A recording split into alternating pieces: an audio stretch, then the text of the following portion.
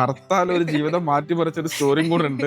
ശരിക്കും എങ്ങനെയായിരുന്നു ആ എയർഫോഴ്സ് ആഗ്രഹിച്ചിരുന്ന ഒരാൾ മെല്ലെ എന്തിലേക്ക് വരുന്നത്, CA വരുന്നത്? അതിൽ ഭയങ്കര ഒരു സ്റ്റോറി ഉണ്ടല്ലോ, ഒരു ഹർത്താൽ ഒരു ജീവിതം മാറ്റിമറിച്ച ഒരു സ്റ്റോറിയും കൂടെ ഉണ്ട്. അതെന്തായിരുന്നു അത്?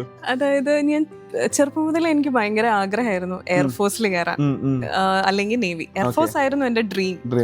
പക്ഷെ എനിക്കറിയാം എന്റെ ഹൈറ്റ് അതിന്റെ ഒരു റെസ്ട്രിക്ഷൻ ആണ്, പൈലറ്റിലേക്ക് കിട്ടില്ല എന്ന്. പിന്നെ അച്ഛന്റെ സ്ട്രിക്ട്നെസ് കാരണം എനിക്കത് പോകാൻ പറ്റില്ല. ഞാൻ കുറേ ശ്രമം നടത്തി നോക്കി, പക്ഷെ അത് പറ്റിയില്ല. അമ്മ ഭയങ്കര സപ്പോർട്ടായിരുന്നു.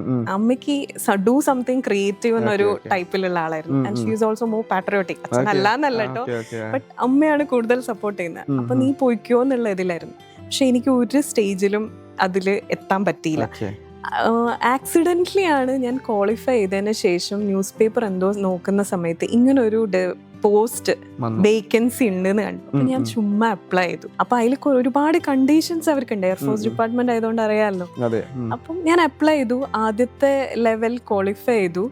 അതന്നെ എനിക്ക് ഷോക്കിംഗ് ആയിരുന്നു. ഇപ്പോഴും ഞാൻ ആ മെയിൽ എടുത്ത് നോക്കുമ്പല്ലേ യു ആർ ഷോർട്ട് ലിസ്റ്റഡ് എന്ന് പറയുമ്പോ ഒരു ഭയങ്കര സന്തോഷിപ്പിക്കുന്ന സാധനം. ഞാൻ സ്ക്രീൻഷോട്ട് ഒക്കെ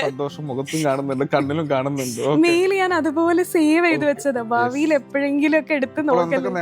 അതൊരു നഷ്ടമായിട്ട് ഫീൽ ചെയ്യുന്നുണ്ട്. അതെ, അത് കഴിഞ്ഞ് അച്ഛന് ഇത് അപ്ലൈ ചെയ്ത കാര്യമോ ഫസ്റ്റ് ലെവൽ എഴുതി കിട്ടിയ കാര്യമോ ഒന്നും അറിയില്ല. ഞാൻ പറഞ്ഞില്ല, അമ്മേനോട് ഫുള്ള് പറഞ്ഞിരുന്നു.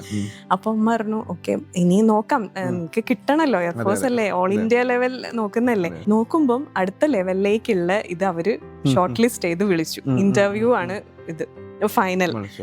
അപ്പം അച്ഛനോട് പറയേണ്ടതില്ല. അച്ഛനോട് പറഞ്ഞു ഫുള്ള് വീട്ടിൽ നല്ല ചീത്തയായിരുന്നു, ഇന്ത്യയിൽ എവിടെയെങ്കിലും ഒക്കെ ആയിരിക്കും പോസ്റ്റിംഗ്, പിന്നെ എന്നോടൊന്നും പറയണ്ട അങ്ങനെയെന്നൊക്കെ പറഞ്ഞു. ഞാൻ ഓക്കെ കുറേ പറഞ്ഞ് കൺവിൻസ് ചെയ്തു.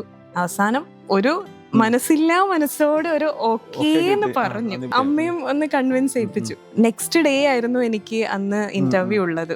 ഞാൻ ടിക്കറ്റ് ഒക്കെ റിസർവ് ചെയ്തൊക്കെ പക്കയായിരുന്നു. അൺഫോർച്ചുനേറ്റ്ലി അന്നൊരു നാഷണൽ വൈഡ് ബന്ദ് ഡിക്ലെയർ ചെയ്തു. രാവിലത്തെ ആ ട്രെയിൻ ക്യാൻസലായി.